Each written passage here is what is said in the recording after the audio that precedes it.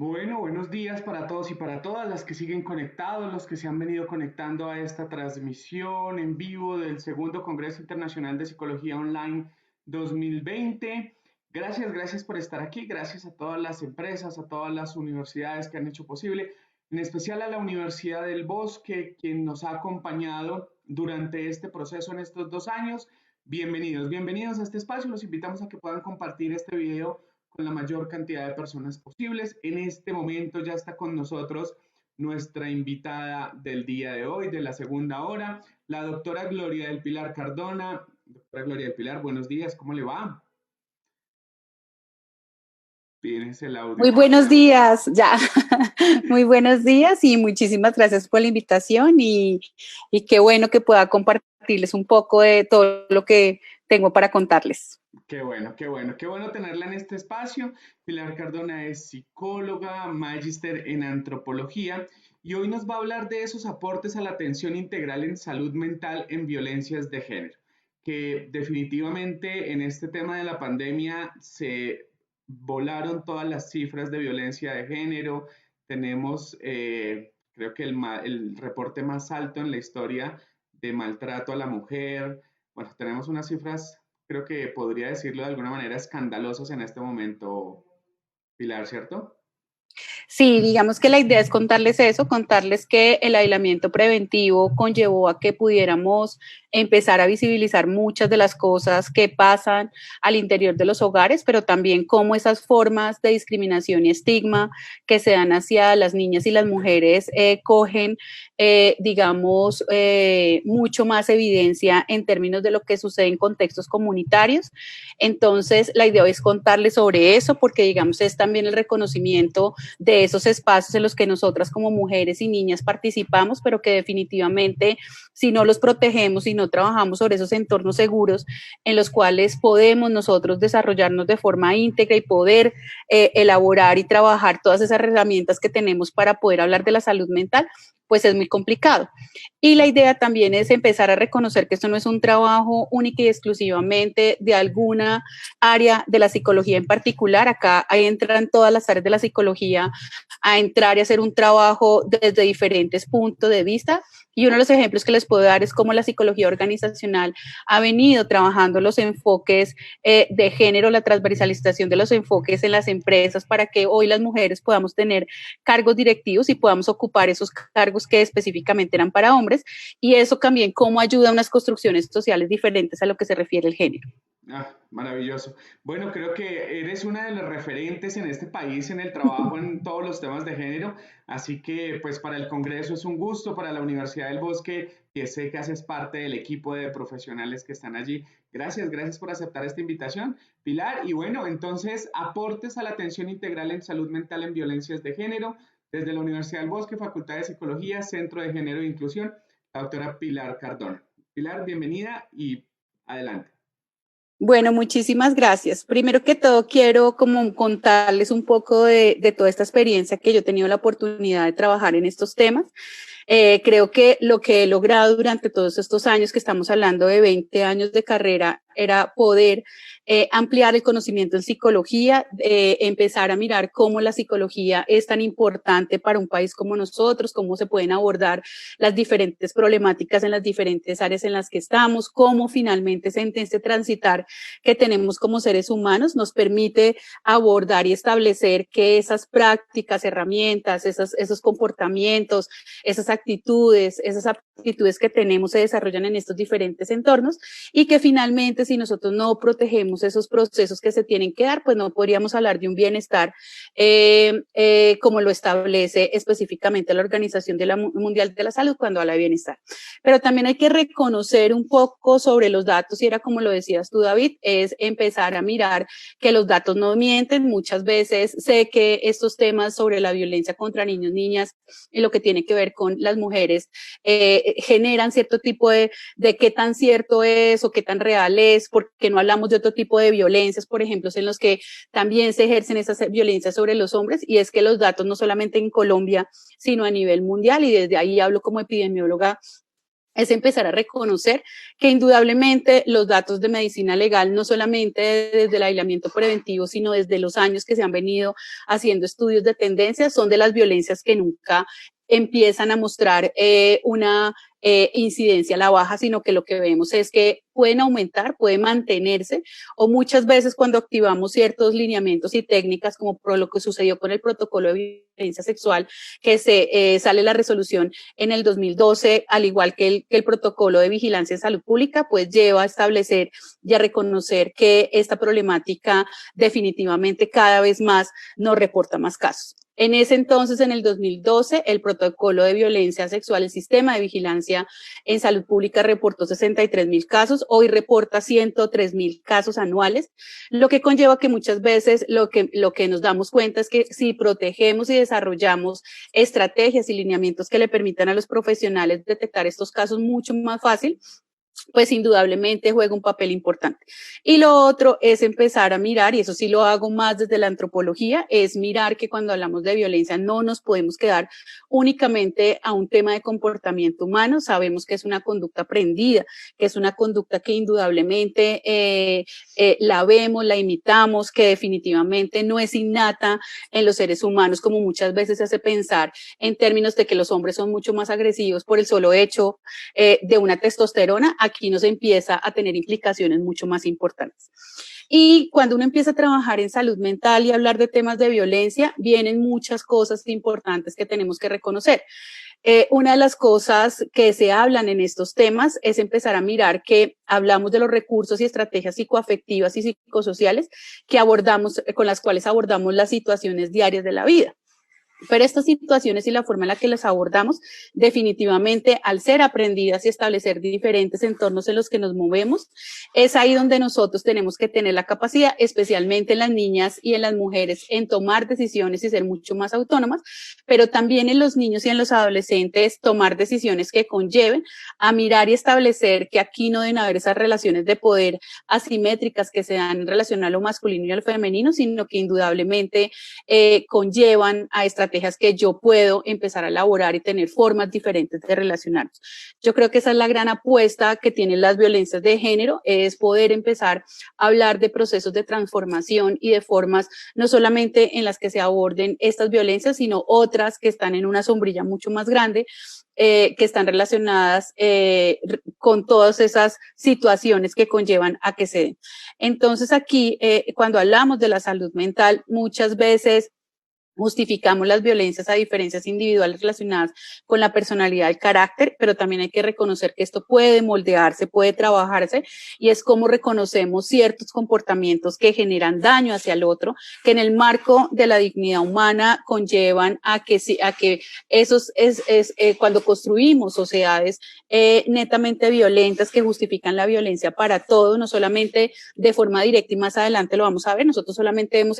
la punta de lo que significa el iceberg en estos temas, es poder empezar a reconocer y establecer que en la medida que nosotros cambiamos esas formas en las que pensamos sobre el otro, especialmente en temas de estigma y discriminación relacionadas con la clase social, el género, el grupo étnico, las condiciones o situación de discapacidad, finalmente podemos establecer estilos de vida diferentes que permitan desarrollar hábitos, aptitudes y actitudes que conlleven a no permitir en ningún espacio estas formas de violencia, no aquellas directas, sino también de esas formas indirectas.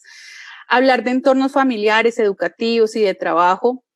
y cómo el entorno social permea todo esto, es decir, que cuando nosotros estamos en una consulta, estamos haciendo atención, estamos haciendo un trabajo psicosocial, si yo vengo con todas esas estructuras relacionadas con lo que significan las culturas patriarcales o lo que se llama las culturas machistas, pues van a permear absolutamente todo, hasta mi propia atención que yo hago con la comunidad, y muchas veces se vuelve tan natural y normalizado todos estos temas que yo termino prácticamente aplicando algo de forma sistemática sin ser muy consciente de lo que ocurre. Son formas de violencia que llevan a los estigmas y discriminación en proyectos sociales. Por eso es que hoy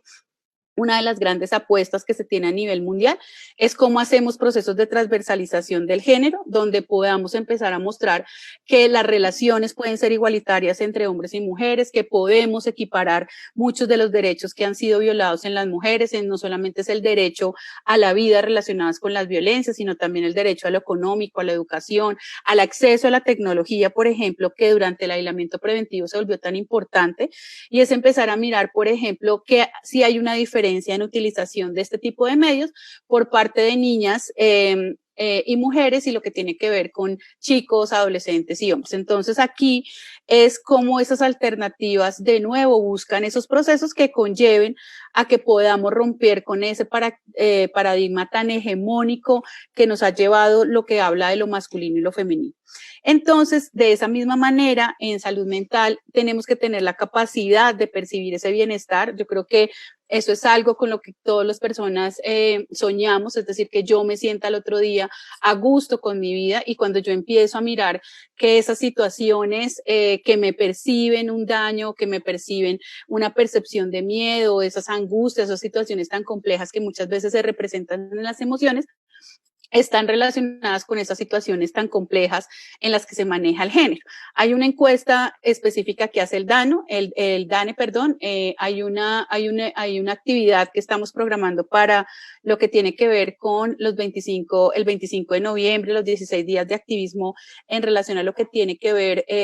con la prevención de las violencias contra las mujeres, en las que empezamos a darnos cuenta que nosotros sentimos mucho más miedo cuando tenemos que tomar la decisión de salir solas solas en la noche a hacer una compra, por ejemplo, y cómo eso cambia en relación a los hombres y las mujeres. Entonces, ese tipo de percepción de bienestar hay que garantizarlo en los diferentes contextos, en los diferentes contextos educativos relacionados con esos estereotipos, por ejemplo, de belleza que son marcados, que no solamente implican a las niñas y a las mujeres, sino también implican muchas veces a los chicos, empiezan a generar formas de violencia en las cuales hay que romper este tipo de estereotipos y de prejuicios que se dan cuando yo estoy, por ejemplo, criticando a una persona por la forma en la que se comporte porque me parece muy afeminado o porque tú no cumples con esos estereotipos de belleza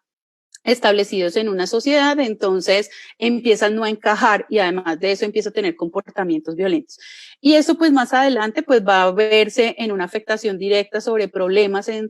salud mental y trastornos que de alguna otra forma se identifican y que nosotros pues como psicólogos y psicólogas estamos preparados para atender, pero que tenemos que mirarlo desde los diferentes enfoques, especialmente el enfoque interseccional, que es un enfoque que nos invita a ver a las poblaciones desde esa dignidad humana, de esa diferenciación, de esa posibilidad que tenemos todos y todas de desarrollar cada una de nuestras potencialidades. Entonces aquí lo que se busca y lo que tenemos que hablar cuando hablamos de salud mental es cómo trabajamos sobre recursos individuales, recursos familiares y comunitarios. ¿Esto qué quiere decir? Que si bien en la salud mental hay un componente subjetivo relacionado sobre cómo es mi sistema de bienestar o de calidad de vida de acuerdo a un contexto social en el que yo me desenvuelvo, pues también yo tengo que mirar que no necesariamente son o establece unos recursos individuales que yo puedo llegar a tener, pero que hay un Estado que es garante, que hay una comunidad que es garante, que hay una sociedad que es garante, que me permite desarrollar todos esos procesos que se dan al interior de lo que yo quisiera hacer, de lo que se configura en mi proyecto de vida, en esos planes en los que yo establezco, el hecho de tomar decisiones. Y muchas de esas decisiones, por ejemplo, pueden estar relacionadas con esos contextos sociales en los que nos han puesto a las mujeres y los hombres. Entonces, quise traer esto relacionado con el tema de salud mental. Es un corazón que muestra un sub y baja en relación a si está vivo o no está vivo y un corazón que tiene una línea. Y siempre he tenido la curiosidad de cuestionar por qué siempre que hablamos de salud mental es como si hubiera una línea directa en términos de problemas mentales que finalmente terminan en trastornos mentales. Y aquí, por ejemplo, eso es lo importante de empezar a mirar, que los problemas mentales pueden darse o esas situaciones complejas que nos afectan nuestro bienestar mental relacionado específicamente. Yo siempre lo he relacionado mucho con el tema del corazón y el alma, de aquellas sensaciones que se traducen en sentimientos que conllevan a tomar decisiones que pueden en un momento dado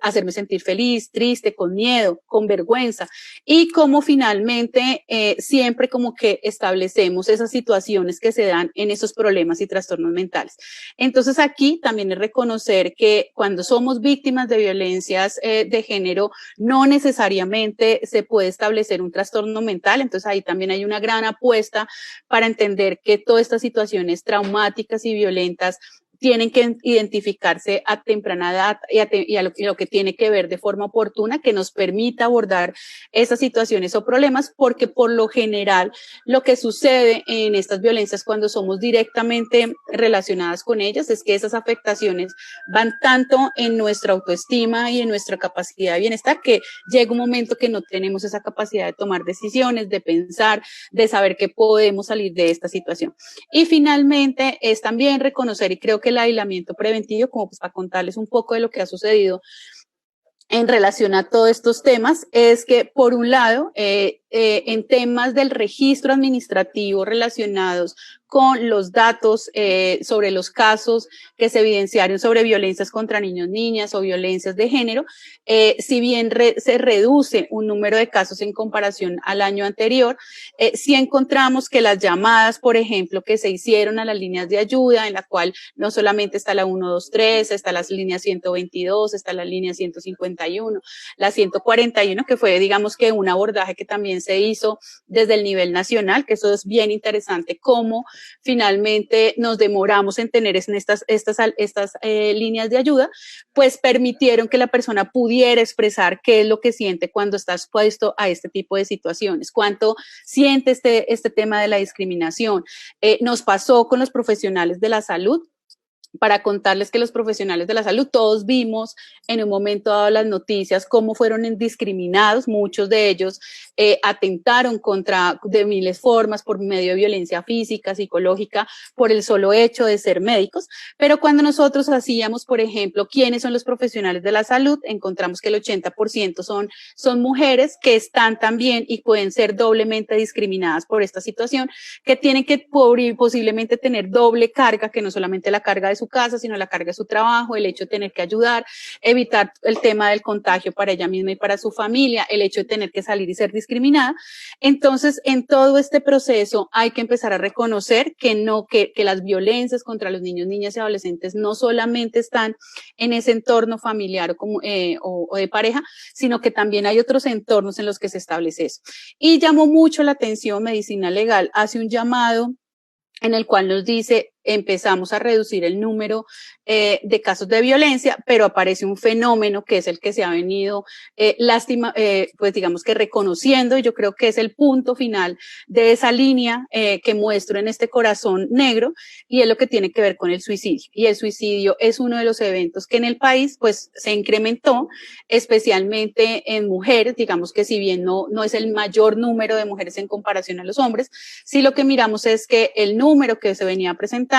tiende a ser mucho mayor y aparecen las muertes por suicidios en niños y niñas y adolescentes, en las cuales pues la pregunta grande es ¿y si están en sus hogares? Porque finalmente esto ocurre cuando tienen prácticamente los ojos de todas las personas que están ahí. Entonces esas dinámicas sociales que se dan al interior de las familias, la forma en la que nos relacionamos, es indudablemente algo que le tenemos que poner atención y que muchas veces creemos que no tiene ninguna relación, pero tiene mucha relación con la violencia y la forma también en la que se estructuran esas relaciones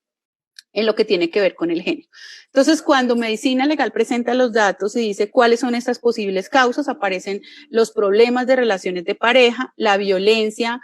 física, psicológica y sexual, y de nuevo entonces ahí volvemos a preguntarnos que no le hemos puesto atención a un evento tan grave como es la violencia. Entonces, aquí ese es el llamado que hago sobre cómo definitivamente tenemos que mirar que en el espacio que nosotros estemos podemos abordar este tipo de problemáticas que nos permita a nosotros llegar y empezar a mirar que abordarlas va a conllevar a que realmente pensemos en una salud mental de la población colombiana.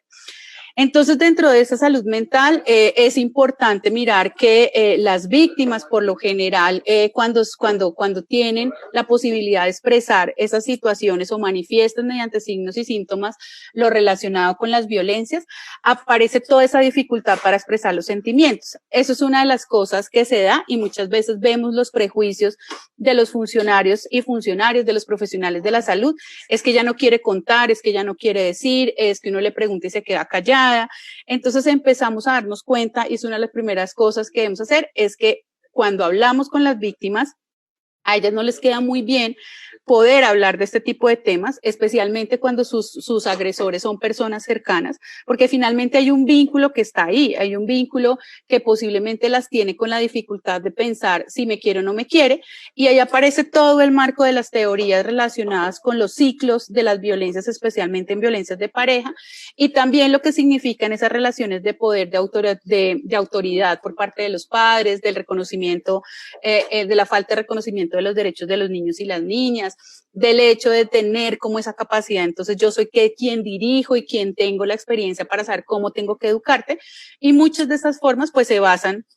en situaciones de violencia, como por ejemplo el castigo físico, el hecho de aislarlo, de no querer hablarle. Entonces todos esos procesos hay que empezar a reconocerlo y que no podemos permitirnos esas prácticas específicas que sean. Aparece la irritabilidad, la desesperanza. Es muy común que la víctima diga, yo de esta no voy a salir, yo definitivamente acá me quedo. Es como si el mundo se le volviera gris, y en un momento determinado, por eso es para nosotros tan importante importante poder hablar con los profesionales de la salud, porque muchas veces, digamos que eso es una de las ventajas de poder ser sensibles a estos temas, es que lo que sí va a suceder con una víctima es que como va a empezar a sentirse mal, a sentirse a que algo le duele, a sentirse que algo le pasa en el cuerpo, pues a donde se va a acercar es a lo que tiene que ver a las atenciones en salud, y es ahí donde nosotros tenemos que tener esa capacidad para poder detectar estos casos y empezar a sensibilizarse dentro de estos ejercicios. Nunca hay que obligar a una víctima a denunciar a su agresor, ella misma tiene que tomar esas decisiones, eso es ahí donde nosotros tenemos que asesorarla. Eso no quiere decir que nosotros no podamos activar una ruta en un momento determinado, lo tenemos que hacer porque digamos que ahí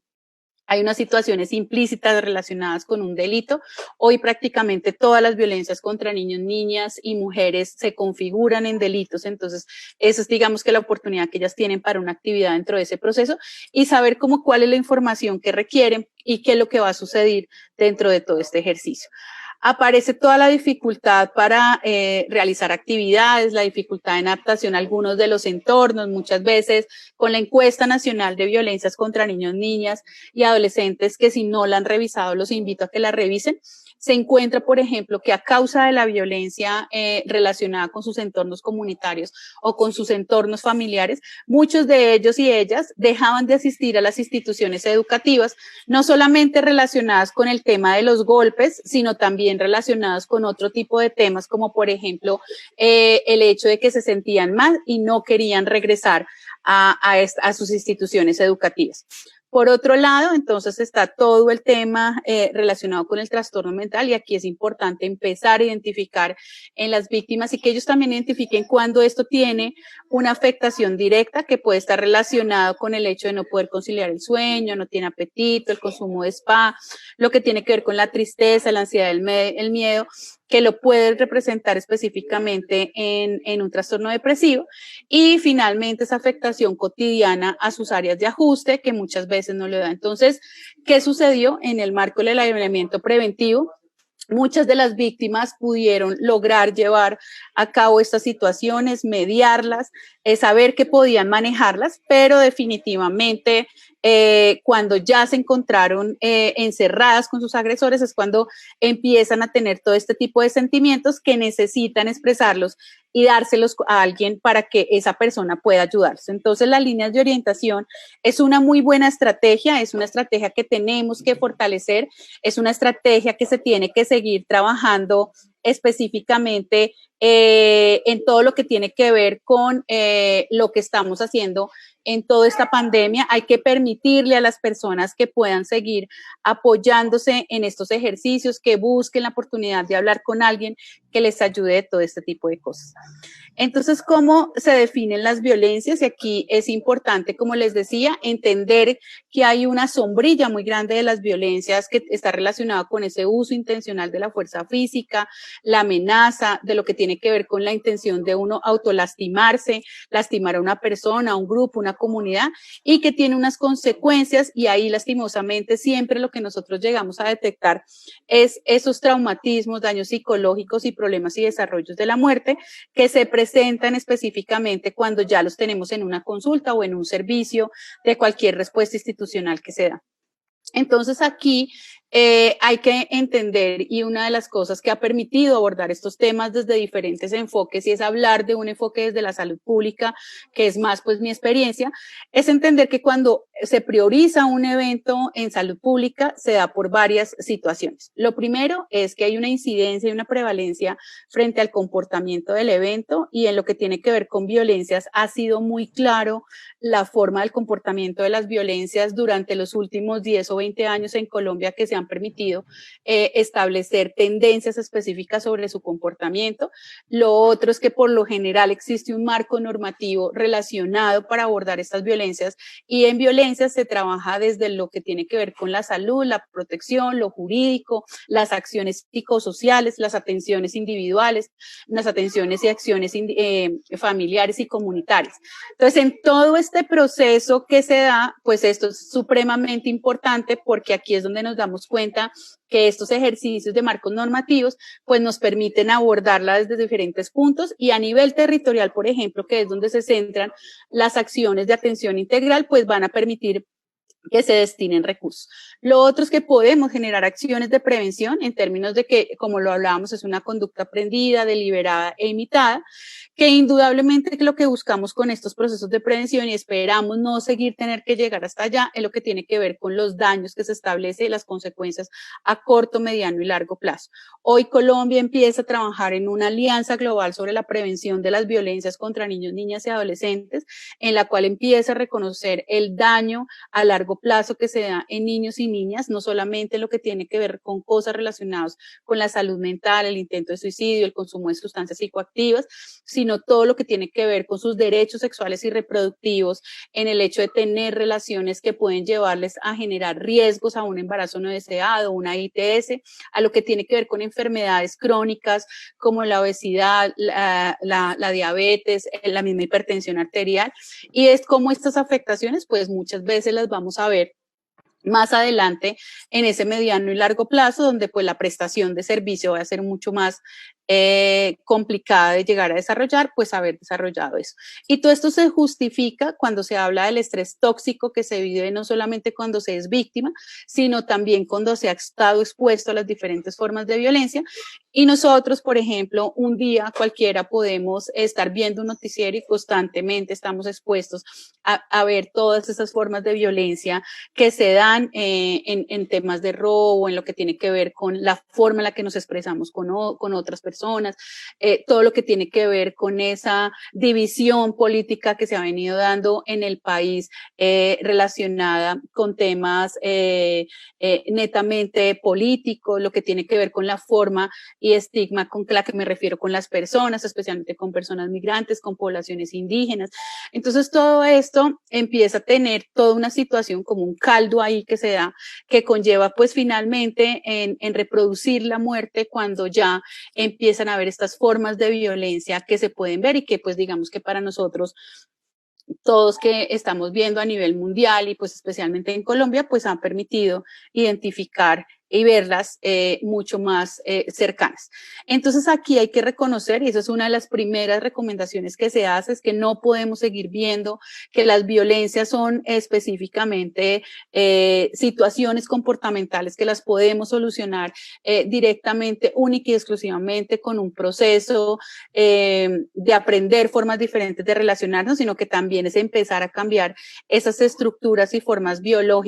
simbólicas en las que se construye esa violencia, en hablar de estigma y discriminación,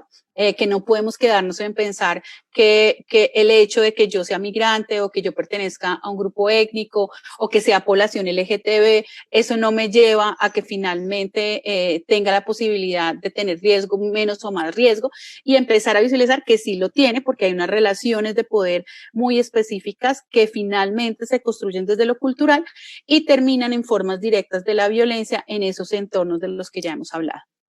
Entonces, cuando hablamos de las violencias, hay que hablar de la intencionalidad, hay que hablar de formas, de ámbitos, de población y justificación. Esto es supremamente importante cuando queremos hablar de programas de atención integral o de prevención de violencias o cómo protegemos o desarrollamos entornos que le permitan a las personas poder llevar a cabo ese desarrollo de habilidades psicosociales, psicoafectivas que requiere para su bienestar. Entonces, aquí es importante hablar tanto de esas conductas intencionales relacionadas con las conductas autoinfligidas y lo que tiene que ver con los homicidios. Aparecen los accidentes de tránsito y ahí muchas personas pueden decir, bueno, ¿esto qué tiene que ver con las violencias? Y ya hay empezar a mirar cuál es esa responsabilidad que tienen las personas con el solo hecho de tener una licencia de conducción.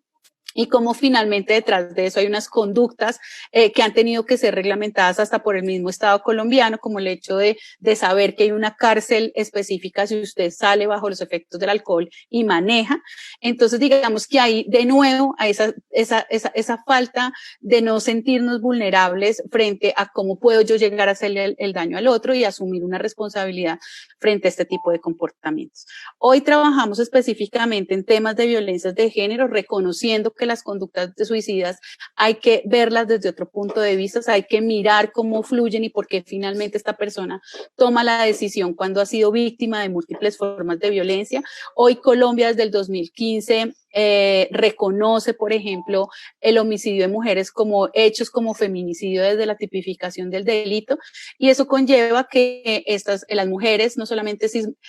la cisgénero, que pues realmente nacen siendo mujeres, sino aquellas, por ejemplo, que estamos hablando de mujeres trans o mujeres travesti, también entran dentro de esa tipificación de delito y que también pueden llegar a tener un riesgo de violencia. Hablamos de las formas y eso es importante. Siempre,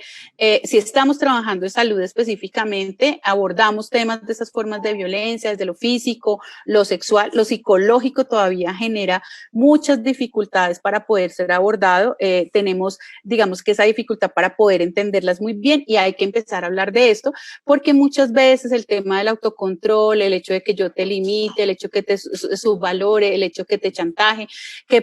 te controle, ese tipo de conductas, pues finalmente conlleva que las personas no puedan tomar decisiones en su vida y esas afectaciones, pues más adelante en relación a lo que tiene que ver con la toma de decisiones de su proyecto, pues no se dan. Aparecen los temas económicos que se presentan mucho, especialmente cuando hay divorcios, por ejemplo, entonces esta pelea específica sobre todo lo que tiene que ver con los bienes, el hecho de no pasar una cuota alimentaria, por ejemplo, para los niños, niñas y adolescentes, el tema de tortura.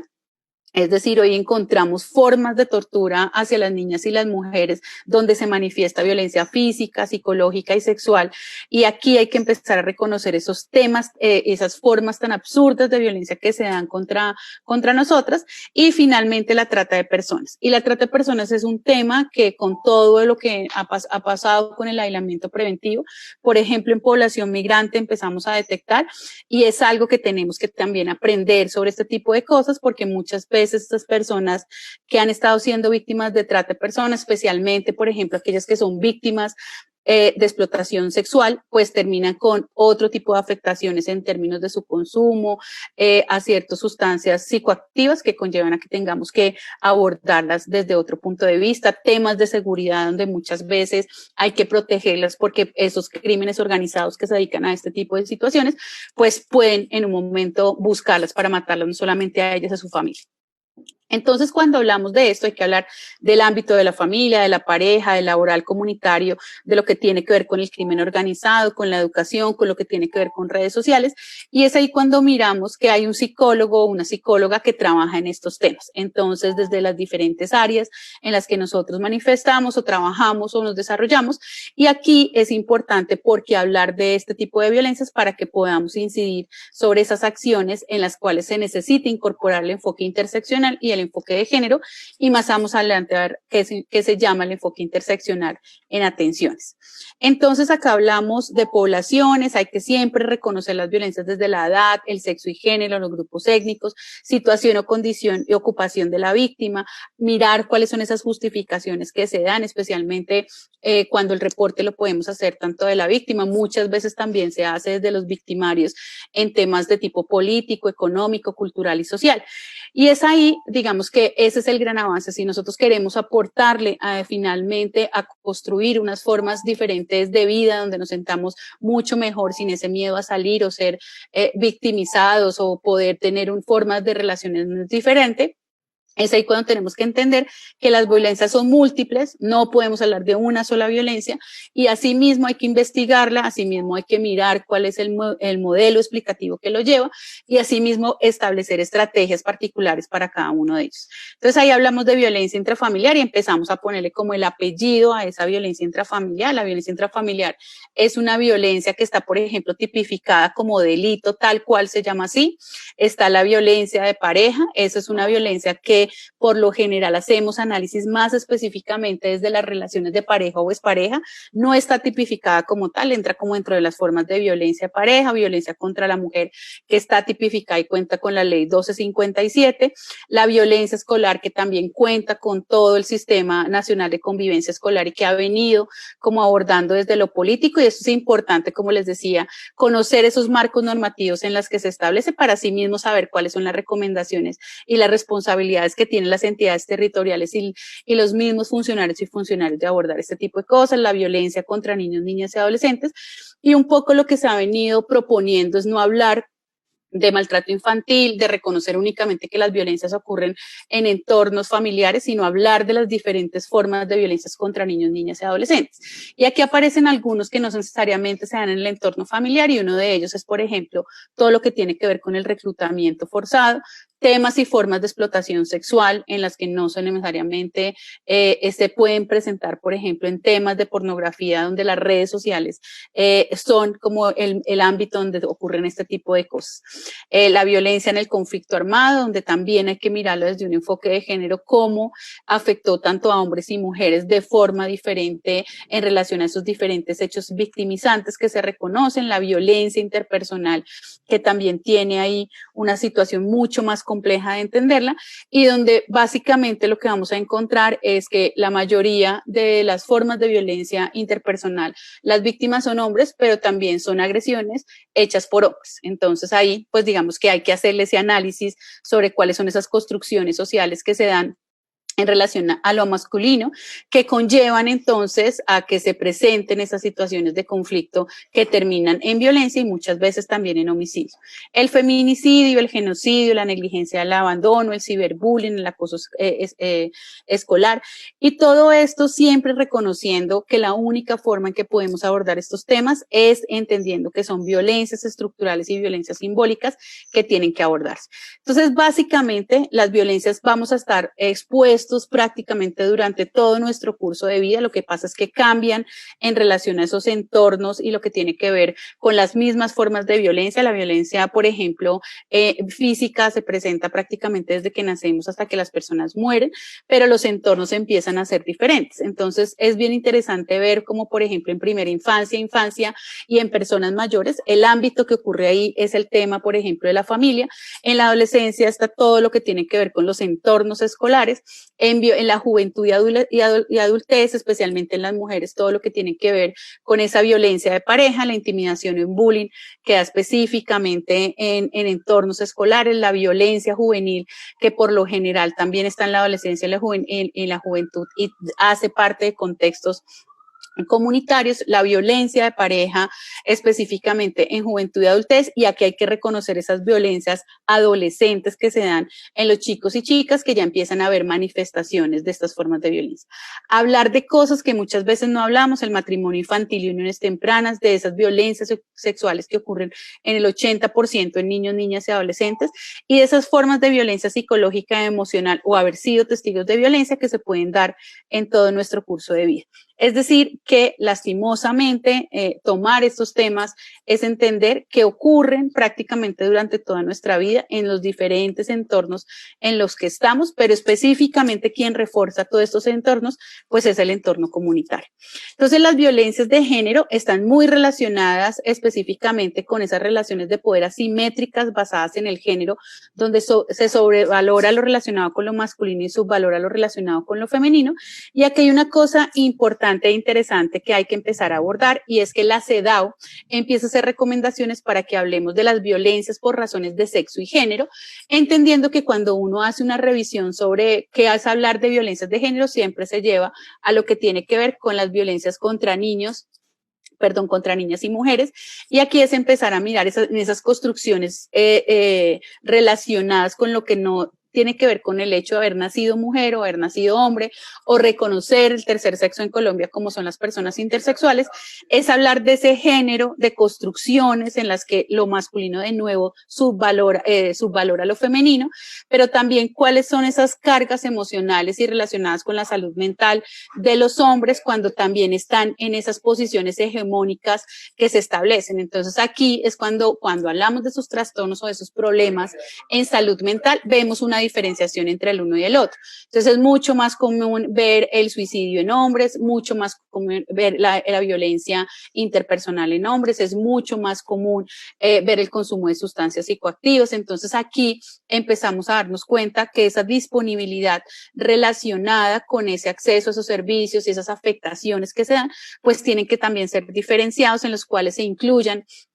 a los hombres en poder identificar y detectar cuáles son esas manifestaciones negativas de estos sistemas tan hegemónicos con los que se han construido las sociedades. Entonces aquí hay que hablar que cuando se habla de sexo y género, pues hay que hablar también de las clases sociales y grupos étnicos, especialmente, por ejemplo, en los riesgos que pueden haber, por ejemplo, en niñas y mujeres indígenas o mujeres afro, por ejemplo, que pueden llegar a ser mucho más víctimas de violencia sexual que las mismas mujeres indígenas, que pueden ser mucho más víctimas de violencia intrafamiliar en lo relacionado a lo físico y que se puede quedar ahí únicamente y no salir de ese entorno o no poderlas detectar de forma mucho más evidente como se establece. Entonces acá cuando hablamos de género estamos hablando del sexo con el que nacemos, de las identidades y expresiones de género y de las orientaciones sexuales, y de estos temas hay que hablar porque todavía hay muchas dificultades de entender y hay mucha estigmatización frente al tema, especialmente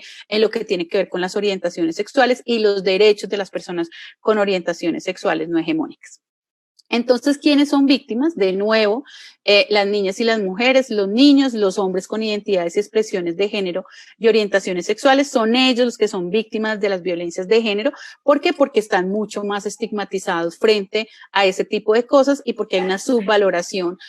por el solo hecho de ser mujer, o lo que les decía, por ejemplo, formas de violencia que se establecen en los niños. La encuesta nacional de violencia contra niños, niñas y adolescentes establece que es mucho más riesgo para un niño y un adolescente ser víctima de violencia física en comparación a lo que tiene que ver con las niñas y las adolescentes. Y cuando uno mira las diferentes formas en las que se traducen estas violencias, entonces el niño no solamente es víctima en su entorno familiar, sino también educativo, y las niñas tienden a ser mucho más víctimas de esa violencia física, pero en un entorno específicamente familiar. Y cuando miramos en violencia sexual, finalmente las niñas tienden a ser mucho más víctimas de violencia sexual, no solamente en su entorno familiar, sino aquello que es cercano a ese entorno. Es decir, aquellas personas que están alrededor de esas niñas en relación al vecino, al amigo, al primo y todas aquellas que están ahí traducidas en eso. Por ejemplo, hay muchos casos de violencia sexual relacionados entre pares o donde la víctima reconoce que era su amigo o su mejor amigo o compañero o amigo de trabajo. Y lo otro es que estos entornos, pues entonces cuando hablamos de esas violencias de género, en lo que tiene que ver con la violencia intrafamiliar, el acoso escolar, la violencia de pareja, el acoso laboral, el conflicto armado, pues hay que mirarlo desde ese enfoque de género para saber cómo yo entro a abordarlo en relación a lo que les decía, por ejemplo, con lo que tiene que ver con los niños en el entorno de violencia intrafamiliar, el acoso escolar, por ejemplo, que se puede presentar para personas con expresiones y orientaciones sexuales no diversas, lo que significa la violencia de pareja. Y aquí hay una cosa en la que siempre me gusta hacer referencia, y es sobre esos casos de violencia de pareja que se pueden presentar hacia la mujer y hacia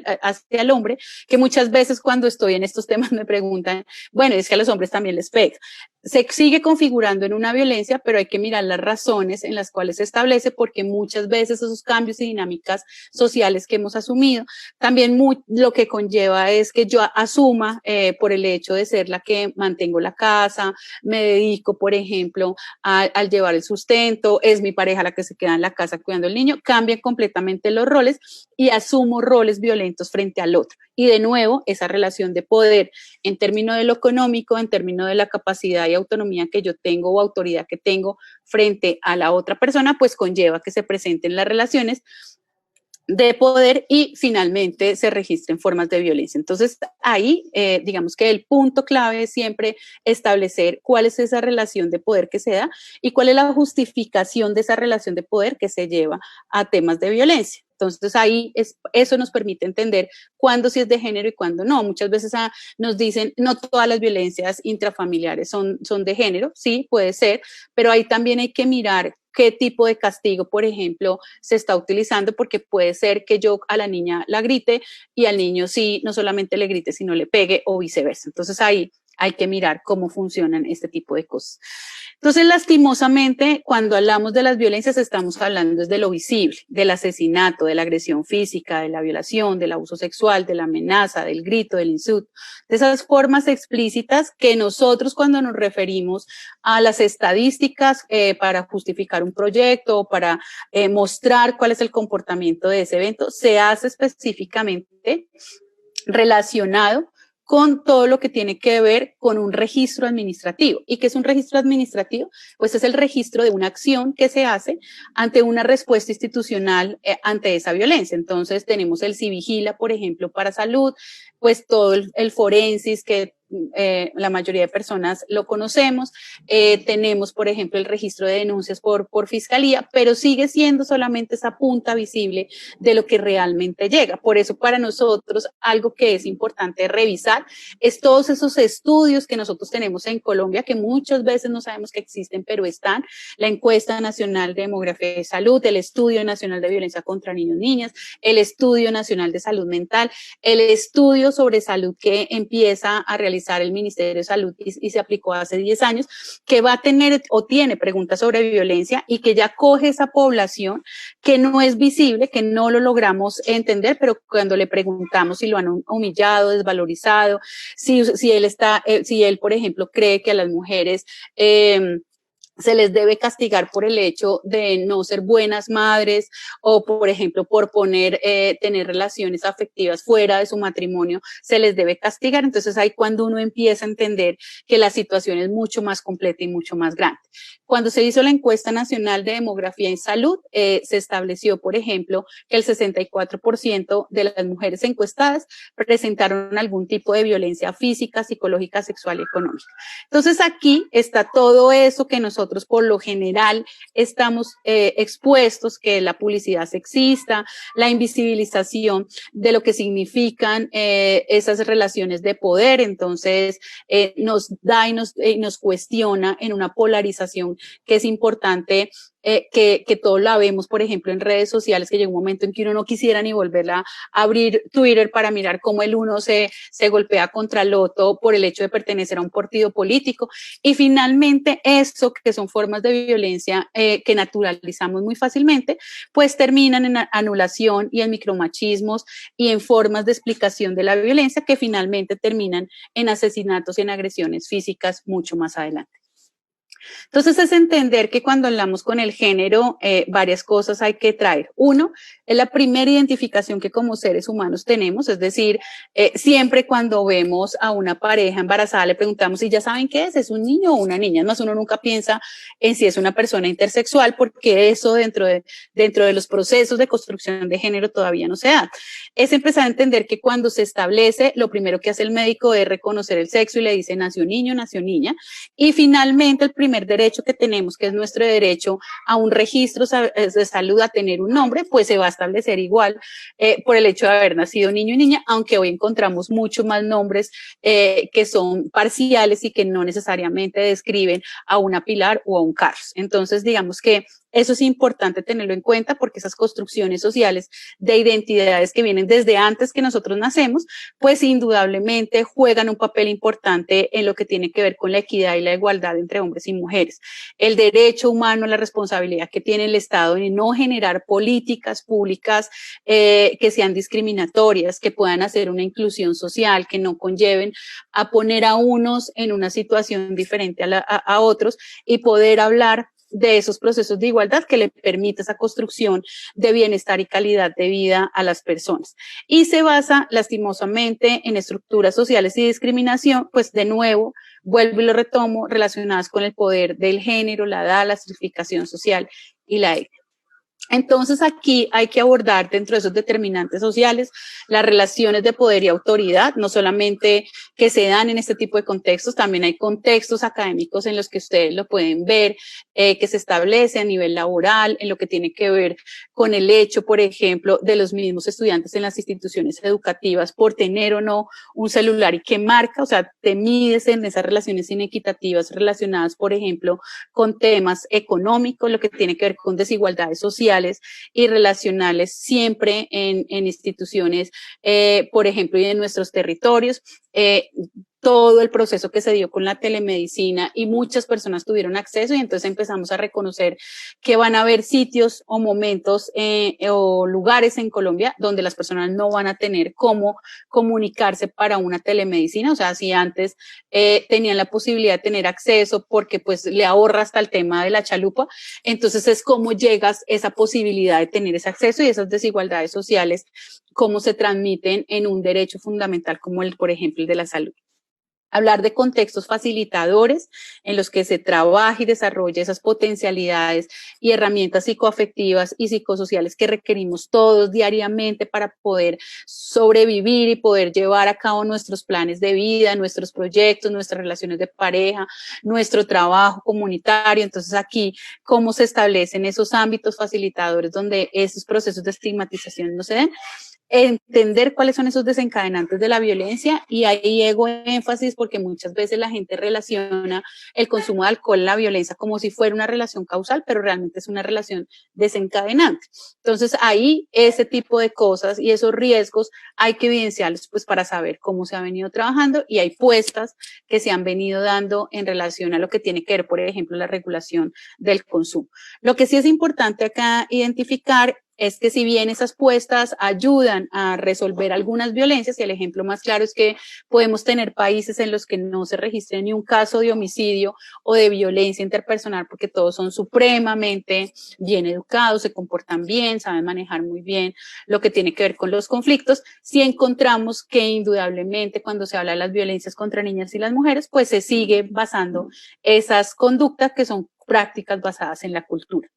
Entonces hay que romper con esos roles y estereotipos en la sociedad y dejar de fundamentar que las violencias tienen un componente biológico, porque si nos quedamos ahí, pues bueno, hagamos una pastillita para evitar todo este tipo de cosas y regulemos pues todo ese cuerpo que conlleva eso. Y aquí hay una cosa importante que me llama mucho la atención, es que en todas las imágenes, por ejemplo, cuando estaba hablando de temas de salud mental, siempre veía un cerebro en las explicaciones relacionadas con eso, pero en un corazón. Y aquí es importante reconocer que cuando hablamos de salud mental, no solamente es el cuidado a ese cerebro que nos ayuda prácticamente a regular y controlar todo, sino a ese corazón, hacerse mucho más sensibles a identificar que el otro y las personas con las que relacionamos cotidianamente requieren una forma diferente de relacionar que se basa en esa forma de reconocer desde el amor al otro, ¿no? Entonces acá empiezan a ver esos sentimientos positivos frente a los que se dan. Entonces, específicamente todo lo que les he contado están traducidos en atenciones integrales en salud mental. Específicamente, pues mi experiencia es más desde el Sistema General de Seguridad Social en salud. Mi experiencia toda ha sido en salud pública, pero creo que eso también me da la capacidad de poder hablar de que tenemos que conocer el marco normativo del sistema que me quedó mal, del Sistema General de Seguridad Social en Salud, de quiénes son los agentes del sistema. Aquí no solamente son las IPS, son los alcaldes, son las CPS, son los mismos usuarios y usuarias, somos todos los profesionales que trabajamos en este tema. Es conocer ese Plan Decenal de Salud Pública y permitirnos conocer y participar en su nueva formulación que comienza el próximo año para 10 años. Entonces, bueno, esto acá como desde estos abordajes nuevos que nos lleva las atenciones psicosociales, el reconocimiento de la salud mental, que por fin durante la pandemia logró el reconocimiento que todos estábamos esperando de darse cuenta que esto no es un tema de únicamente atender lo físico, sino lo mental, y que en la medida que atendemos lo mental también atendemos lo físico, de entender que, por ejemplo, en el marco del Sistema General de Seguridad Social hay un plan de intervenciones colectivos que es obligatorio para todas las entidades territoriales del país, municipal y departamental, y que dentro de ese plan de intervenciones colectivos hay muchos programas, entre esos programas en salud mental, en salud sexual y reproductiva, que nos permiten abordar estos temas. Conocer cuáles son los beneficios que tenemos como usuarios de un sistema en términos de nuestras atenciones en salud, como finalmente también hay una apuesta del Ministerio de Salud y desde el mismo recomendaciones que se han dado por la Organización Mundial de la Salud de hablar de una transversalización de la salud desde un enfoque de género, reconocer que hay enfermedades que solamente ocurren en hombres, hay enfermedades que ocurren solo en mujeres, y desde ahí es que yo tengo que mirar esas posturas de intervención sin meter a todos en el mismo saco, entender que las acciones de autocuidado que se dan en hombres y mujeres son diferentes y que de ahí también hay que abordarlas, porque es posible que las mujeres posterguemos el hecho de ir a la atención médica solo hecho por el tema de tener al cuidado muchas personas alrededor de nosotros, y que los hombres pueden tener mayor acceso a eso, que pueden haber formas diferentes de manejar esas situaciones y que es importante que al reconocerlas yo pueda intervenirlas dentro de ese proceso. El reconocer que nosotros nos movemos en un sistema general de seguridad social donde el aseguramiento es importante,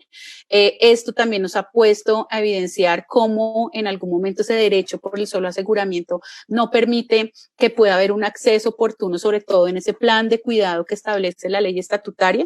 Específicamente, aquí, por ejemplo, una de las cosas que nosotros hemos evidenciado es que muchas de las mujeres que son víctimas de violencia de pareja son beneficiarias de su pareja, que es el cotizante, y digamos que la ley y las resoluciones y la forma en la que se establece los retiros tienen que ser directamente con el cotizante, y muchas veces ellos deciden no seguir pagando o no retirarse, y entonces eso genera pues una situación completamente diferente dentro de esos procesos de atención. Por ejemplo, hemos tenido que priorizar poblaciones en temas de aseguramiento. Una de ellas son las víctimas de ataques con agentes químicos, que si ellas no están aseguradas en el momento de esas atenciones, se requiere esa atención porque constantemente van a requerir una prestación de servicios que está en el marco del aseguramiento y le termina mucho más la facilidad. Y hay que saber cómo se dan estos procesos, porque vamos a tener algunas víctimas o niños, niñas, adolescentes o víctimas de violencias que requieran una prestación de servicios, y si no sabemos cómo orientarles en ese ejercicio, pues es supremamente importante trabajar. Hablar de promoción de la salud y del autocuidado, la gestión del riesgo y la gestión de la salud pública,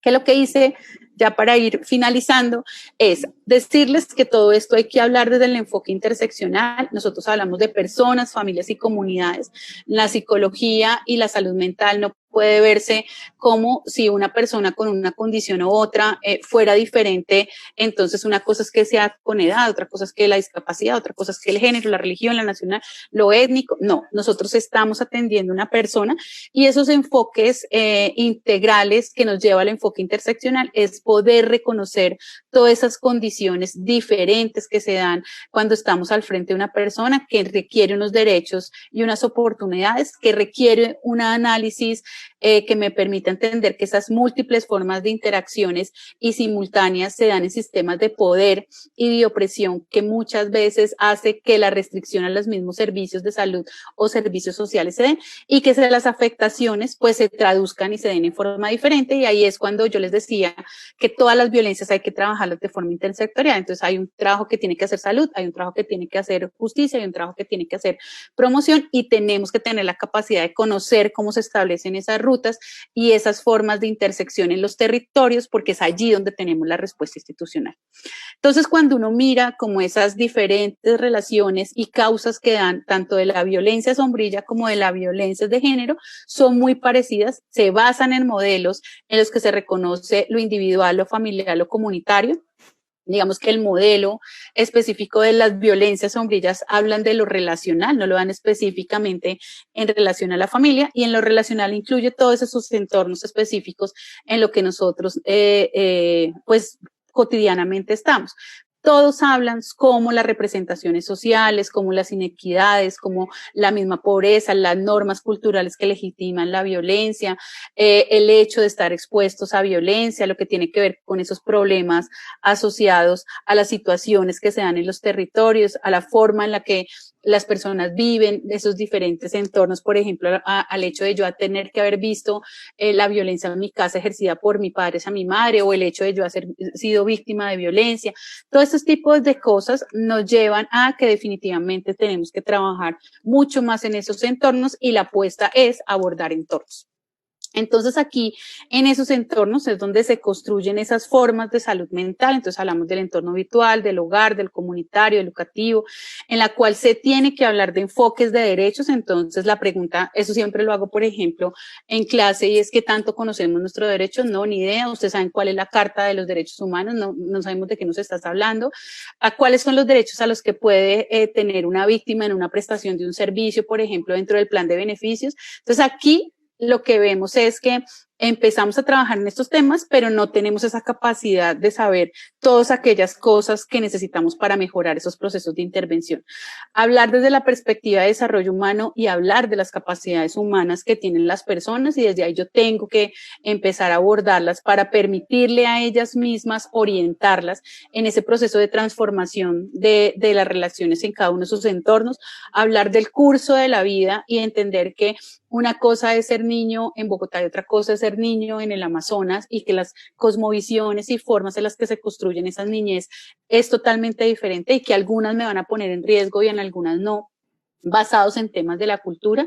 En este momento, por ejemplo, el trabajo que estamos haciendo en mutilación genital femenina, lo que tiene que ver con uniones tempranas y matrimonio infantil, es algo que nos lleva a ver que definitivamente esos temas hay que saber. Hay que hablar de un enfoque intercultural, y indudablemente si nosotros tuviéramos que alzar la mano y decir cuántos de nosotros hemos podido trabajar desde estos enfoques para mirar que yo me voy a ir a trabajar, por ejemplo, en zonas donde la mayoría son comunidades indígenas, cuál es esa capacidad que tengo para finalmente entender esas particularidades culturales y territoriales que se dan ahí, y esos entornos donde viven las personas. Entonces acá la construcción de los diálogos de saberes desde la salud mental no es únicamente desde el profesional, eso es una relación de poder. Pensar que es que la salud mental que yo pienso es igual para todas, es totalmente diferente, y dentro de esos diálogos de saberes es que hay que reconocer las debilidades, las fortalezas, los factores que llevan a fortalecerse y aquellas que nos toca empezar a cambiar, a transformar o resignificar, y empezar a establecer que hay que escribir y reconocer todas esas estrategias basadas en la evidencia que reconocen otras prácticas diferentes a las que estamos acostumbrados a hablar. Entonces el entorno es ese espacio urbano, rural, donde transcurre la vida de las personas, esos entornos donde las personas empiezan a construir su bienestar, el mejoramiento de la calidad de vida, y es ahí donde nos tenemos que centrar. Prácticamente los seres humanos viven especialmente en algo que llamamos hogar, y que tiene un significado importante en términos de poder establecer esas relaciones personales. Ahí es el cultural principal básico, en el cual mi nombre, el color, la forma en la que esperan que me comporte, los espacios donde quieren mis padres, por ejemplo, cuando somos niños y niñas, a que participemos, pues digamos que se maneja dentro de ese refugio físico que residen los individuos, en donde hay unas familias, donde tenemos que empezar a mirar que todo este tipo de relaciones son de tipo comunitario, y que prácticamente es ahí donde tenemos que ser mucho más sensibles al desarrollo de esos procesos. Entonces, cuando hablamos de la promoción de la salud mental, hay que empezar a hablar desde lo positivo. Ustedes se meten en Google y hablan de salud mental, y de una es como si la salud mental fuera igual a problemas sociales, a problemas mentales y trastornos, y es cómo transformamos una salud mental desde lo positivo. Entonces encontré la conferencia de salud mental, invita a hablar de políticas transversales, no únicamente centradas en el sector salud como si la única responsabilidad fuera de ellos, hablar desde la salud mental, desde lo positivo, qué es lo que realmente genera ese bienestar, esa construcción de todo lo que tiene que ver con esas prácticas, cuál es el apoyo que hacemos a las familias para que ellos, siendo el primer nivel de socialización que tiene cualquier ser humano, construyan formas diferentes, que se establezca, que nos centremos en las personas y sus necesidades, que hablemos del fomento de la autonomía desde chiquitos. Eso es algo supremamente importante y rompería con el edadismo, que es esas formas de estigmatización relacionadas con la edad, donde se pierde la autonomía cuando soy niño o niña o cuando soy persona mayor. Establecer y tener medidas terapéuticas basadas en lo que realmente tienen las personas, donde no haya esa estigmatización de paciente profesional, donde esa relación se construya basada en la confianza, donde tenga la posibilidad de hablar y expresar lo que pueda decir. No todos aprendemos sabiendo cuáles son esos cuidados de la salud, reconocer esas personas que tienen mayor vulnerabilidad de servicios y por último, incluir el tema de género. Entonces, cuando hablamos de todo este proceso, cuando se habla de la equidad de género, hablamos del empoderamiento en desarrollos económicos y usos de tecnologías, en acceso a educación, que haya paridad en educación básica primaria. Acá, por ejemplo, vamos a encontrar que hay diferencias entre el acceso a servicios universitarios, tienen mayor acceso a las mujeres que los hombres, o muchas veces vamos a encontrar que es mucho más factible que las niñas no terminen su primaria o su bachillerato por embarazos no deseados. Entonces ahí empezamos a mirar que el género y la inclusión del hombre en este tipo de técnicas es supremamente importante. Hablar de economía de cuidado, de salarios equitativos, de la distribución de tierras, de empezar a mirar que ese liderazgo puede ser liderado por mujeres y por hombres, que tenemos que hablar de salud sexual, de la salud mental, de lo que está sucediendo con la pandemia. Es claro que los estudios han demostrado que la pandemia tiene formas diferentes establecidas relacionadas con las afectaciones en hombres y mujeres. Reconocer esas formas de violencia, romper con esos estereotipos de género que nos ponen en unos y a otros en lugares diferentes, pero también con unas afectaciones diferentes frente a mi salud mental, y reconocer aquí que también hay unas implicaciones relacionadas con el suicidio, el homicidio, la violencia, la muerte por accidente de tránsito, cierto tipo de enfermedades a las que muchas veces los hombres no tienen acceso por esa misma construcción desde lo masculino, y finalmente romper con esas cargas sociales que se le han venido asignando a las mujeres. Y por último, pues atender a la prestación de los servicios de salud, siempre teniendo claro que no tenemos que juzgar ni prejuzgar todo lo que está sucediendo, lo que sucede con la víctima. Ella lo único que necesita es que nosotros la acompañemos realmente en este proceso que es doloroso, ofrecer servicios sanitarios integrales, como lo establece la Organización Mundial de la Salud, poder ella tener siempre las puertas abiertas de que puede regresar en algún momento que requiera ayuda, poderla asesorar sobre dónde puede buscar ayuda, poderla comunicar con las líneas de orientación y que ella sepa que puede romper este tipo de cosas. Muchas veces cuando se establecen los estudios sobre por qué las mujeres continúan con sus parejas, especialmente cuando siempre las estamos juzgando, entonces es que le gusta, es que no quiere, es que parece ser que le queda muy grande, es que definitivamente es que no es capaz, es que como es que es de boba, empezamos a mirar que detrás de eso hay unas construcciones sociales, y creo que todos hemos estado expuestos a lo que significa el amor romántico y las implicaciones que eso tiene en relación a eso. Entonces, ahí es como también abordamos ese amor romántico de formas diferentes. Muchísimas gracias. Pilar, muchas gracias. Te voy a pedir que dejes tu presentación ahí un segundito. Bueno, aquí varias inquietudes nos han planteado, pues agradecen por tu conferencia. Hay un par de preguntas que quisiera planteártelas en este momento. Considera que, perdón, acá. ¿Considera que las políticas de salud y el abordaje de los casos de violencia contra la mujer están siendo las convenientes y apropiadas para la magnitud del problema? Hace 3 días escuché por televisión a una mujer molida a golpes por su pareja, puso denuncia por intento de feminicidio. La respuesta: no es válida la denuncia porque no hay daño en un órgano interno, además de haber experimentado la muerte, se veía totalmente deforme. ¿Cuál es su opinión frente a temas como estos? Bueno, ahí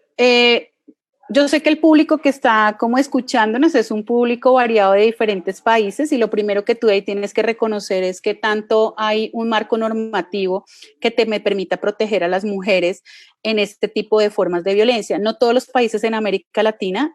por ejemplo el Caribe, tienen tipificado el delito de feminicidio como tal. Entonces ahí es una de las primeras fallas que se tiene. Lo segundo es que tú te vas a dar cuenta que si yo justifico la violencia siendo cualquiera de los funcionarios que atienden en fiscalía, en policía, en lo que tiene que ver con salud, pues indudablemente ese tipo de cosas suceden. Por ejemplo, en Colombia las violencias no en ningún momento se configuran en un delito y ellas en ningún momento tienen que ser conciliables. Pero tú encuentras, por ejemplo, comisarios de familia o comisarios de familia donde llega el problema relacionado, por ejemplo, con un divorcio, que se justifica en la violencia, entonces ella de una en ese proceso de falta de conocimiento y también de encontrar que acá hay una evidencia clara de lo que significa abordar esto desde las violencias de género, ella dice, no, es que hay que conciliar, ¿sí? Entonces, ahí tú empiezas a darte cuenta que realmente el problema, desde mi experiencia, es más la falta de conocimiento que tenemos todos aquellos que trabajamos en estos temas sobre enfoque de género, lo que tiene que ver con el marco normativo, establecer cuáles son los derechos de las víctimas.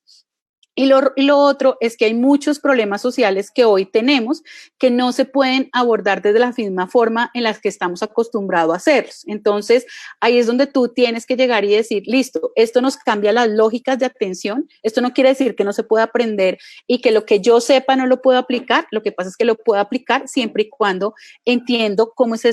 esas dinámicas de esas violencias. Entonces sí, indudablemente lo que tú vas a encontrar que lo que nos ha permitido a nosotros en estos temas de luchas, de poder reconocer las violencias de género y lo que significan las violencias de género, es empezar a mostrarlas para que la gente se sensibilice. El problema es que tú tienes que tener mucho cuidado porque estos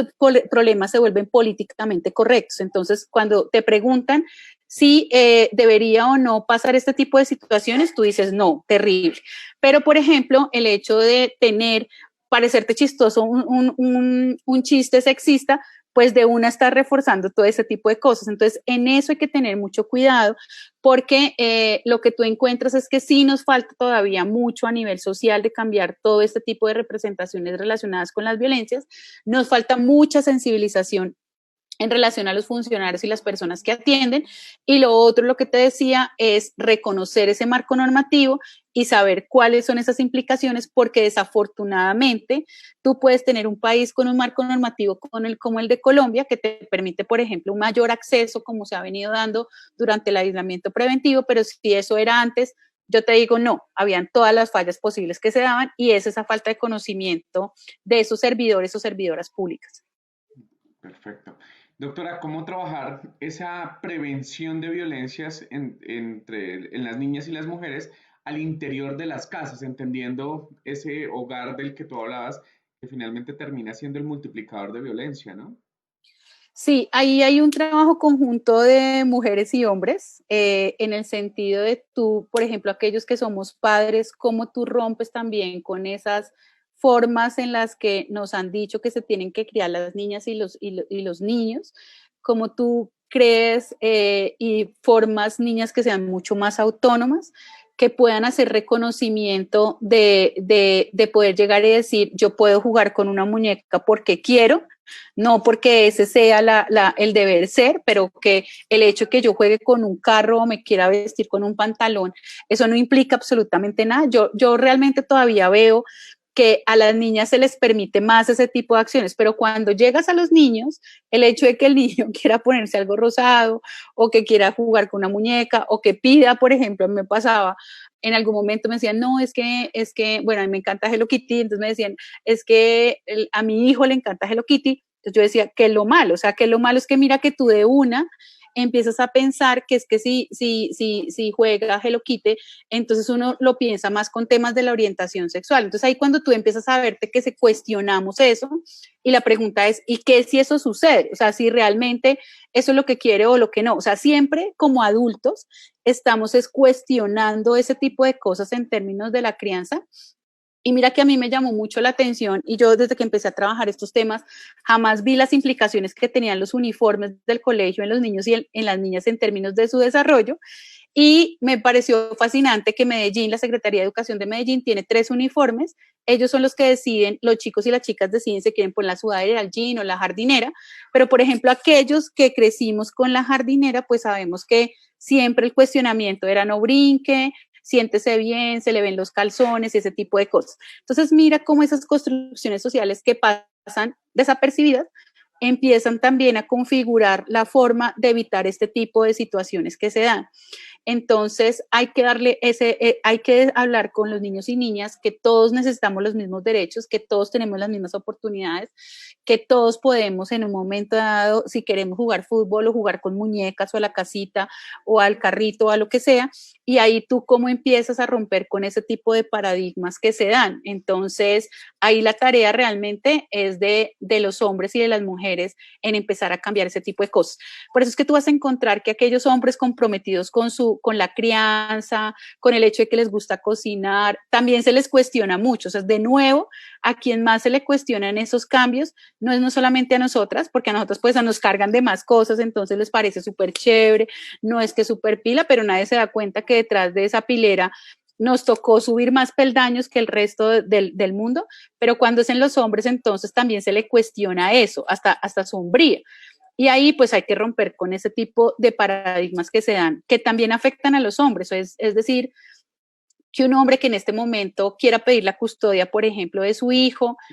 se le cuestiona mucho más eso porque se piensa que no tiene la capacidad de hacerlo. Y lo puede hacer, ¿no? Como nosotros podemos ser magníficas jugadoras de fútbol y magníficas conduciendo un carro. También pueden ser los hombres buenos, siendo buenos padres, estando bien en la cocina y ese tipo de cosas. Bueno, en ese rol masculino del que tú estás hablando, preguntan acá, desde su punto de vista, ¿cómo debe involucrarse el género masculino en la prevención de violencias contra la mujer de manera eficaz? ¿Cómo podríamos crear algo ahí de sensibilización? Sí, digamos que esa es la sensibilización de querer ustedes romper esos privilegios que se les ha dado desde la cultura, ¿no?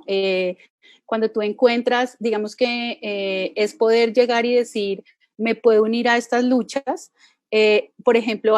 tú vas a ver que hay muchos cuestionamientos y se deben hablar de nuevas masculinidades. Realmente mucha gente dice no, porque tendríamos que ser, es empezar a transformar la misma masculinidad que he tenido sin necesidad de hablar de nuevas, porque entonces, ¿cuál sería lo nuevo?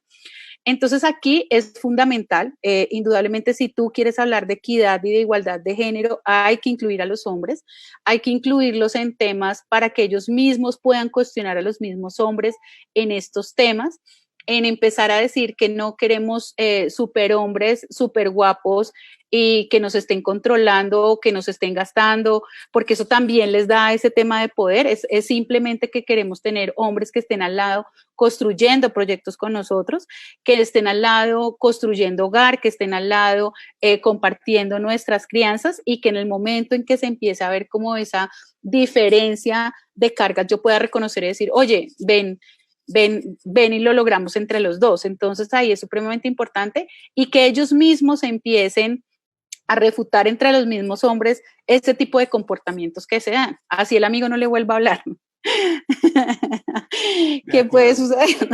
claro, porque ahí se cambia toda la configuración de lo Claro, masculino. la configuración de lo masculino, Claro. no, es que yo me quiero, ay, pero ¿qué le pasa? No, pues o sea, son unas cosas que uno escucha Claro. y la cosificación del cuerpo. Yo creo que digamos que al hombre, y hay varios estudios que han demostrado sobre por qué tienen ustedes mucho más acceso a la pornografía y la forma en que se visibiliza todas esas videos o películas pornográficas en términos de cómo tú ves después a una mujer en tu relación afectiva o tu relación sexual, que configura mucho la subordinación de esas relaciones. El solo hecho ese de romper con ese paradigma de ese tipo de cosas, pues conlleva, créanme, que nos ayuda muchísimo cuando trabajamos todos estos temas. Bueno, Pilar, pues aquí nos hemos corrido un poquito, vamos a aprovechar el tiempo que tenemos contigo. Voy a leer un par de comentarios y voy a hacerte unas preguntas finales. Gracias por el reconocimiento al establecimiento de las relaciones empáticas basadas en el respeto y la compasión por el otro. El hogar es ese entorno de fortalecimiento positivo súper importante para el transcurso de nuestras vidas y de la sociedad. He visto que este tema se ha abordado mucho desde la víctima, pero creo que esta es una pregunta, pero ¿existe algún programa para que nuestra sociedad cambie este tipo de creencias que lleve a este tipo de violencias? Bueno, sí, es cierto, y lo trabajamos desde las víctimas, por lo que te decía, conocemos la punta del iceberg. En Colombia, realmente los estudios que se han venido haciendo sobre cuáles son esos estereotipos que se dan, la mayoría de gente no las conoce y hay muchísimos, muchísimos, muchísimos. Y lo otro es empezar a mirar Cuando muchas veces nos dicen que cómo se transforma eso, es también entendiendo que esas transformaciones se han venido dando poco a poco y también reconociendo esas luchas, que no es mi lucha, sino es la lucha de muchas mujeres que han estado antes que yo, que en este momento hacen sus luchas dentro de esos procesos. Entonces no hablamos de una mujer, hablamos de múltiples mujeres que cuando tú trabajas este tema, las respetas y trabajas con ellas independientemente de si estás de acuerdo o no con muchas de las cosas que se dan. Acá hay varios temas que pueden estar relacionados con los estereotipos de belleza, con las mismas formas en las que establecen el ejercicio mismo de la liberación de sus derechos. Entonces, ¿cómo se trabaja esto? Se trabaja desde que tú reconozcas al otro que indudablemente tiene los mismos derechos que yo tengo. Que esto no es un tema de si soy mujer o hombre o soy Pilar o David, sino es un tema de que todos podemos tener la misma capacidades y luchas, que los entornos tienen que ser posibles para cada uno de nosotros. Todo el tiempo estamos estigmatizando y criticando absolutamente todo lo que todo el otro te hace, siempre como en esa relación de que yo puedo más que tú y el otro no. Y lo otro es reconocer que estos derechos y trabajar un poco de historia. Yo creo que cuando uno mira la historia de las luchas en Colombia, tú empiezas a decir, pues madre, o sea, esto sí es un tema de inequidades, entonces nosotros no votábamos, no íbamos a la universidad, muchas de nuestras abuelas se casaron antes de los 15, 16 años, con nuestros abuelos que eran mucho más mayores que nosotros. Muchas de ellas, por ejemplo, los apellidos del D, era que ellas eran de otra persona, como el D, con lo que tiene que ver que después finalmente se quita el derecho a la interrupción voluntaria del embarazo y el aborto seguro.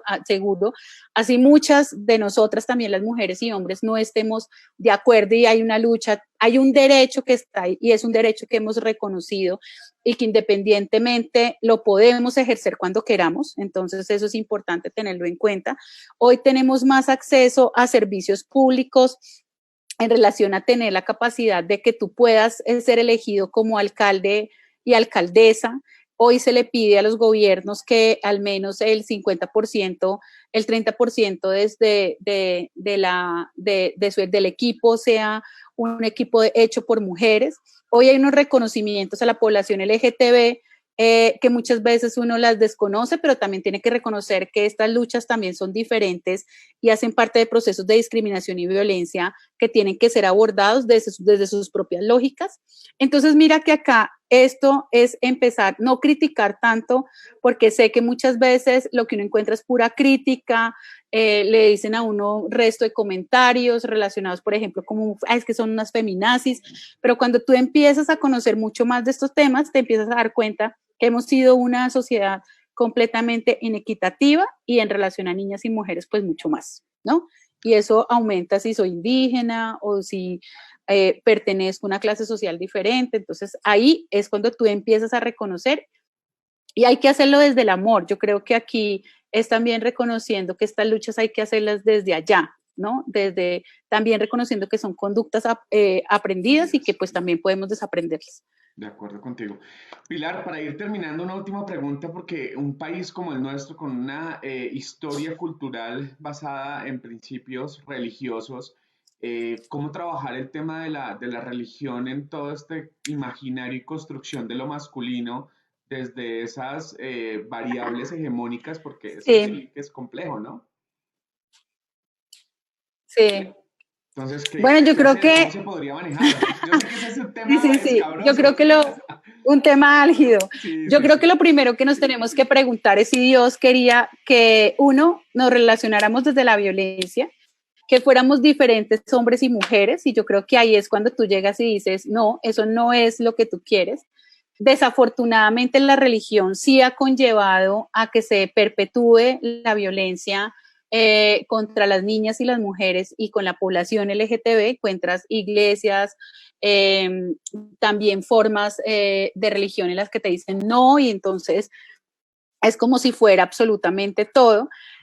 prohibido. Entonces esto es importante. A mí me ha gustado mucho. De pronto pues tienen que hacer como esa búsqueda. Hay muchos grupos de mujeres feministas católicas, cristianas, que han venido rompiendo con todo este tipo de esquemas en los cuales ellas dicen, soy católica, pero puedo garantizar un derecho a un aborto seguro en una mujer que lo requiera. Soy católica y puedo tomar la decisión, por ejemplo, utilizar anticonceptivos, o ser cristiana y puedo llegar y respetar y aprobar el hecho de que yo sea lesbiana. Entonces mira cómo finalmente es como que si todos estos procesos de tipo social los reguláramos desde la moral, ¿no? Y eso es muy tenaz porque haces que mucha gente decida no creer en nada, cuando muchas veces sabemos que hasta el hecho de pertenecer a una iglesia también te ayuda a generar algunos factores protectores relacionados con la salud mental. Yo tuve la oportunidad de trabajar con suicidio y me llamaba mucho la atención en aquellos intentos de suicidio donde ellos finalmente tener que poder tomar la decisión de acercarse a Dios era como la forma en la que transformaban todos esos riesgos relacionados con el hecho de la vida y la muerte. Entonces aquí pues es esa invitación de que sí, podemos creer en Dios, podemos ser practicantes de cualquier tipo de religión, pero lo que sí nunca podemos hacer es definitivamente violar los derechos de las otras personas y estigmatizarlos por lo que son. Y eso uno tendría que preguntarse si Dios estaría dispuesto a aceptar. Entonces ahí es cuando tú dices no, y entonces bueno, ahí es donde uno dice, listo, esto no lo puede justificarse desde ninguna forma. Perfecto, pues de acuerdo contigo, creo que es una construcción desde lo espiritual, no desde la religiosidad, porque si no vamos a seguir segmentando y creando ese abismo que nos ha hecho estar como estamos en un momento histórico como en el que estamos. El COVID-19 exacerbó las cifras de maltrato contra las mujeres y las niñas, que pues definitivamente eso no debería estar pasando. Gloria del Pilar Cardona, psicóloga, especialista, magíster en antropología, en todos estos aportes a la atención integral en salud mental en violencias de género. Pilar, pues es un gusto escucharte, es un gusto hablar de este tema contigo. Muchísimas gracias. Volado. Muchas gracias, gracias a ti, a todas las personas que están conectadas. Marta Lucía dice muchas gracias por esta excelente presentación, doctora Pilar Cardona, y especialmente muy valioso traer a colación la importancia de las acciones desde lo individual para incidir en lo cultural y lo social. Bueno, excelente presentación Edna Sánchez, Gisela Moreno, excelente ponencia. Bueno, Pilar, pues muchas gracias, gracias por estar con nosotros, gracias por estar visibilizando la importancia de trabajar en todos estos temas de género, el visibilizar la violencia y sobre todo en reconocernos como sujetos de derechos y de oportunidades, como tú lo has mencionado, desde el ser humanos. Así que un abrazo gigante, Pilar. Gracias por acompañarnos en esta segunda versión del Congreso. Bueno, muchísimas gracias. Un abrazo para ti y pues a todas las personas nos vemos esta tarde a las 6 de la tarde. Recuerden compartir, invitar a otras personas a que se unan a este ejercicio que estamos haciendo durante 21 días. Pilar, un abrazo, que estés muy bien y gracias de nuevo. Gracias. Congreso Internacional de Psicología Online. La salud es un estado de bienestar físico, mental y social, y no solamente la ausencia de afecciones o enfermedades. Uno de los aspectos más importantes de estudiar las variables psicosociales y ambientales de una comunidad está en orientar acciones hacia el mejoramiento de la calidad de vida de sus miembros. ¿Qué sucede en la mente de un comprador? Factores como la edad, motivación, cultura, percepción, entre otros, se involucran en la toma de decisiones. ¿Sabías que uno de los determinantes que inciden en el rendimiento de tu práctica deportiva dependen del contenido de tus pensamientos? Si lo crees, lo creas. ¿Cuáles son las variables físicas, motoras, cognitivas, perceptivas, afectivas y sociales implicadas en la sana evolución de un niño desde